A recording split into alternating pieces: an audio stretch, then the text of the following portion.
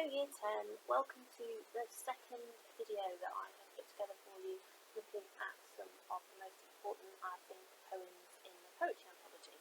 So last week we had a look at Ozymandias by Percy Shelley, and today we are looking at London by William Blake. This is a really famous poem, and you might have come across it before. It's actually a poem that is on the A-level course too, so those of you that are going to do A-level, all of you, this will be something that you will revisit when you get to A-level 2. So this is a poem that was written in 1794 by a writer called William Blake. And one thing that you need to understand about William Blake was he was not just a writer. During his lifetime, his writing didn't actually earn him very much money. People thought he was a bit of a rebel, a bit of a strange person, and they didn't really see very much in his writing while he was alive. So to get through and make money that he needed to live, William Blake was actually more successful in his lifetime as an illustrator. So the picture that's on the screen is an image that was actually included in the publication of this poem when it was first published. Okay, so William Blake did lots of illustrations for religious texts, for other literary texts, and was much more famous while he was alive as an illustrator rather than a writer. And the picture that you can see on the screen tells you some quite important clues about what this poem is doing, right? So this is a poem in which William Blake guides us through the city of London as he knew it, as he saw it when he was living there. This is not London today, this is London in 1794, a very different place to London today. The poem is quite rich in imagery and is all about the suffering that people endure in the city of London at the time when Blake is writing. Blake himself was quite a revolutionary, and lots of people, if you read about William Blake online, will talk about the connections between William Blake and the French Revolution. So this poem was written in 1794. The French Revolution started in 1789. So this is something that William Blake would have been aware of, and we know he was aware of the French Revolution, and he had lots of sympathy for the revolutionaries. So during the French Revolution, what happened essentially was that more and more people who felt they were being exploited, the workers, the lower class, rose up against the aristocracy and demanded change. And we can see mirrors of that in this poem. Okay, so bear that in mind as we have a look at it today. So hopefully you've had a chance to have a read through the poem a couple of times and have a think about those questions that I set for you yesterday. It's quite a straightforward poem. Essentially, William Blake is walking us through the city. The speaker in the poem is an observer. The speaker in the poem is almost giving us a report of what they see, what they hear, what they experience as they walk through the city on this day. It's very much a commentary on the suffering of people in the city and how those people are exploited and how their existence is limited or controlled by the people in positions of power. So the first thing I would like you to do, please, is thinking just about the structure of the poem. Now remember, the structure is how the poem is put together, right? How it's organised, how it's been constructed. Just make a couple of bullet points. Look at the poem and think about how has this been organised? How has William Blake structured, organised, pieced together this poem? Look at how the lines are arranged. Is there a rhyme scheme? Is there a rhythm? And once you've thought about that, if you want to push yourself, think a little bit, what ideas or feelings do you think are suggested by those choices? So what is suggested by the rhyme scheme, or what is suggested by the organisation of the stanzas? Pause the video and spend a couple of minutes thinking about that. Right, so hopefully you notice that this is a very rigid poem, and by that I mean it's very tightly structured. The way it's structured is very regular, it doesn't change, it's constant. The stanza lengths are consistent all the way through. Each stanza's got 4 lines, that's got a special name, that's called a quatrain. Okay, so we have quatrains throughout this poem. To add to that sense of things being organised and highly controlled, the rhyme scheme is also very rigid throughout. You have alternate rhyming end lines. So if you have a look at the first stanza, we've got street, flow, fleet, woe. Stanza 2, man, clear, ban, here. That's called an A-B-A-B rhyme The rhythms are irregular too. So if you count the syllables in each line, you will notice there is a very controlled pattern throughout the poem, and that stays very constant throughout. So when you piece all those things together, that suggests that this is a very controlled and very carefully ordered poem. Because it doesn't change, it's like that order, that structure is unbreakable.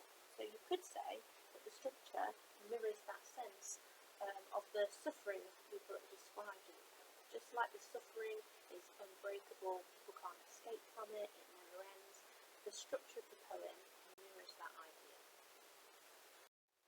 Okay, second task for you now.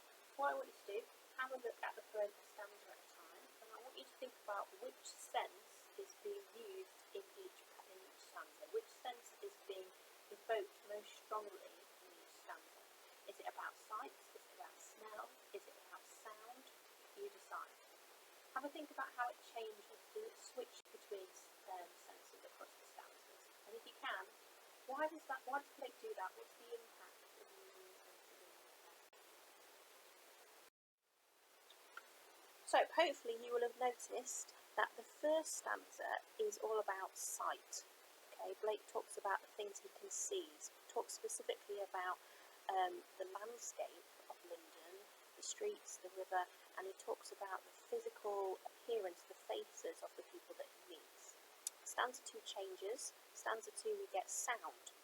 So in this stanza we hear the infants crying, we hear the cries of men, the voices of the people that are in the city.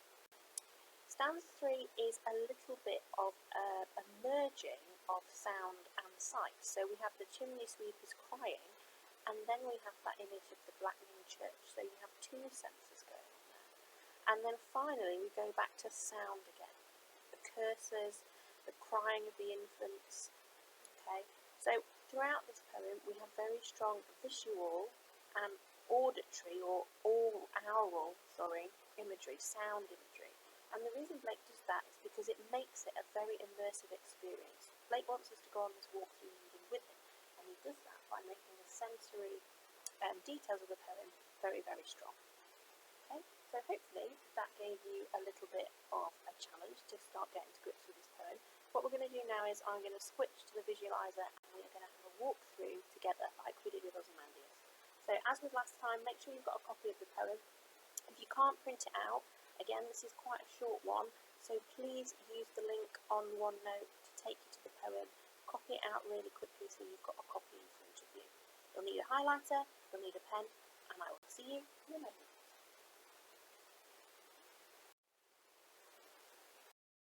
Okay then folks, so here we have a full copy of the poem. Hopefully you've got it in front of you too. As with last week, I am not going to pick out every single tiny thing in this poem. I'm going to pick out the things that I think are the most interesting, the most important. It might be worth, if you're feeling a little bit more confident this week, if you want to pause the video and have a go at unpicking this poem on your own for maybe 5 or 10 minutes, then start the video again and see if we've come to any of the same conclusions. That might be a nice way of doing it. If you still want a little bit more structure, then stick with me and we will go through it together now. So we are going to go from top to bottom like we did last week. And like I said at the start, remember this is a walk through London City. Okay, so the speaker's talking in first person. I wander. If you think about wandering is a walk that you take when you don't necessarily have a particular place to go. So the speaker is not on their way somewhere. They are literally walking around almost without reason, really, just going out, having a look and observing the streets of London. Okay, so that's the first thing I would highlight here in this poem, is that the speaker is an observer. Right, now hopefully some of you yesterday would have picked out this word, the word chartered. Okay, I asked you to go through and define any of the words that you are unfamiliar with. Now, if something is chartered, it means it's either been drawn upon a map, which shows that somebody has claimed ownership. Okay, so it's if something is chartered, it has been owned or claimed by somebody. Now, if you think about London and the river that runs through the middle of London, the River Thames, here Blake tells us that the Thames has been chartered. So perhaps that's a comment on the power, the influence, the control that those in power at this time have. Man has claimed ownership of this very natural, powerful force, the river. And maybe that's a symbol of how much power humans have at this time in this city.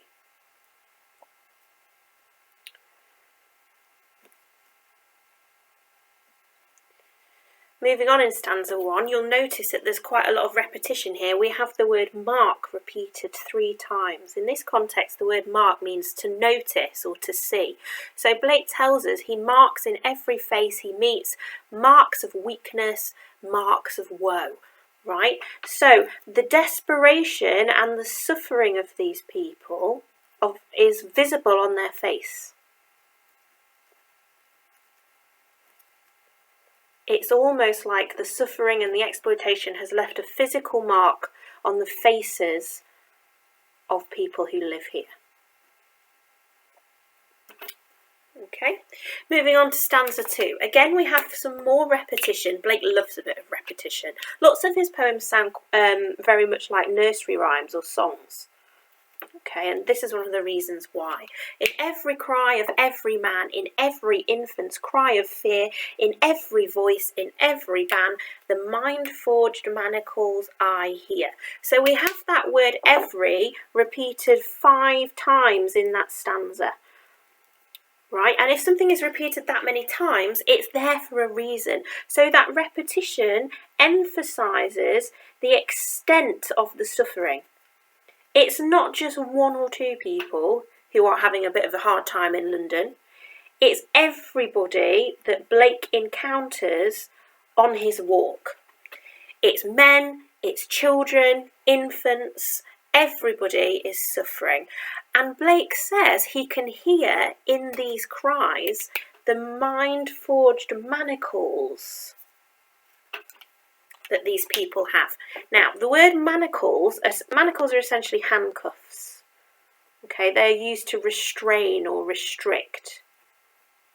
So that word manacles has got those connotations of restraint and restriction. Now, if they are mind-forged, forged means made. Okay, so the restraints, the restrictions that these people have in their lives are psychological. The people in positions of power, those at the top of the hierarchy, have got psychological control over these people. These people feel so trapped and so restricted, it's like they are handcuffed to this suffering. Right? In terms of technique, obviously, they don't really have handcuffs in their mind. So we've got this metaphor at play here that creates and signifies these ideas of control and restraint. Stanza 3. Now, remember at the time when Blake is writing, the position of children in society is very different to what it is today. So when Blake talks about being able to hear the chimney sweepers cry, that would have been children. It would have been very young children.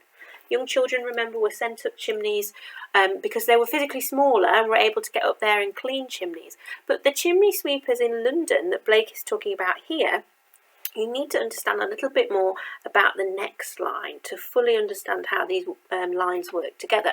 So Blake, when he was alive, was quite a critic of the church. He wasn't a critic of religion or faith, but he was very much a critic of the church and sort of the institution and the organisation and the corruption of the church.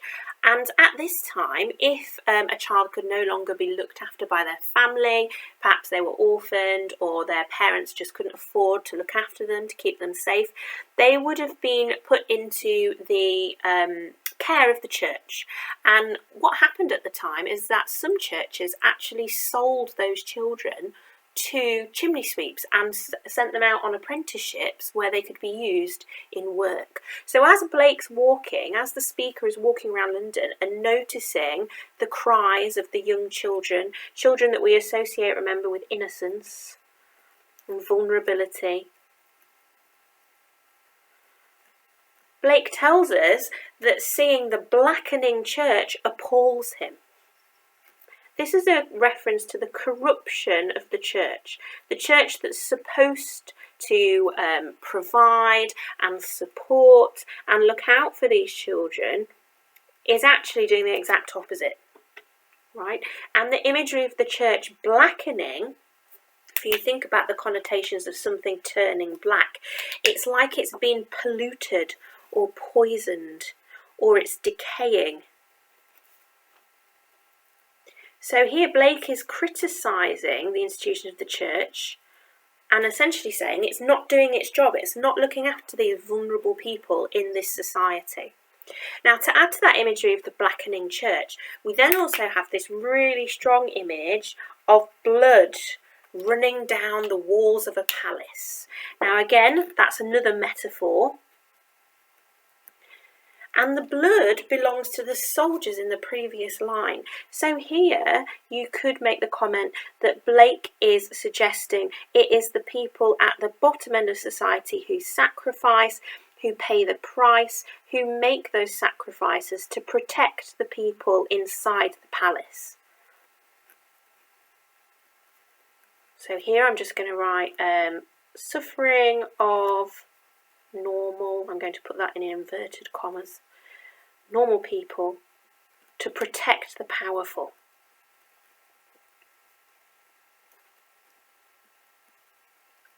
So these examples of the chimney sweepers and the soldiers, these are small examples of something bigger in society that Blake is criticising.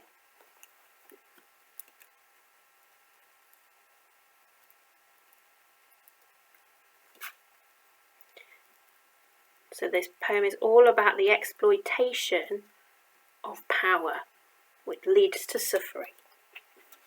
Okay, now in the final stanza, we switch back to that sound imagery again, but most through midnight streets I hear how the youthful harlot's curse blasts the newborn infant's tear and blights with plagues the marriage hearse. Now I think this is the trickiest stanza in this poem. Okay, so a harlot is another word for a prostitute. So at midnight, when he's walking through these streets, the speaker can hear the youthful harlot's curse. Now that could be a literal curse. It could be that they're shouting and swearing in the streets. Okay, or it might be a more metaphorical curse. It might be talking about disease, sexually transmitted diseases. Okay, that they are spreading, they are catching as a result of being prostituted. And this curse, whether it's literal or whether it's the disease, is blasting newborn infants. Now, if you think about that idea of a newborn child, there is nothing purer, more vulnerable, more innocent in the world, right? So Blake puts this idea close by the idea of the curse of the harlots to show that it's almost like literally from the moment you are born in this city, you are plagued or you are cursed just by living in the city. Okay, and to emphasise that further, the final line where he talks about blighting with plagues the marriage hearse. A hearse is a vehicle that's used to transport a coffin. In Blake's day, it would have been a horse and cart, not a big hearse that you might expect to see today. So if you think about that hearse, that's got connotations of death, of something ending. And next to it, we have the word marriage. Now, marriage is almost the opposite. Marriage is a beginning. It's the start of something new.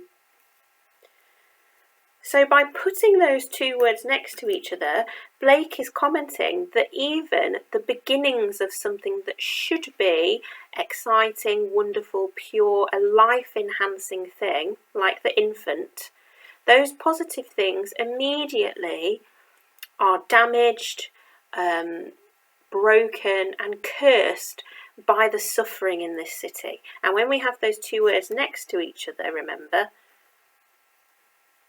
that mean opposite ideas, we call those an oxymoron. Okay, so I think this is one of the best poems in the anthology, and I think it's one of the best poems because most of it is actually quite simple to understand, but the ideas within it are very complex, and there's lots and lots in there that you can think about, that you can chew over in your own mind and decide what you think, whether you agree with Blake. So to sum up, I would say this is a poem that is about the suffering of your everyday people that are living in this city. The suffering that comes to them is a result of the exploitation of power by those who have been placed in positions of power, not necessarily because of anything they've done. It's not necessarily a democratic power, but they are in positions of power, and in order for them to stay in positions of power, the people beneath them have to suffer, right? So that's London by William Blake. What I want you to do now is go away and go back to your golden nugget sheet and see if you can fill in 3 things about this poem that stand out to you, just like you did with Ozymandias. And then if you want to challenge yourself a little bit towards the end of the week, look at Ozymandias and London side by side. Think about the message that the poets are giving us in the poems. What's similar in terms of power and conflict in Ozymandias compared to London? What's different in London compared to Ozymandias?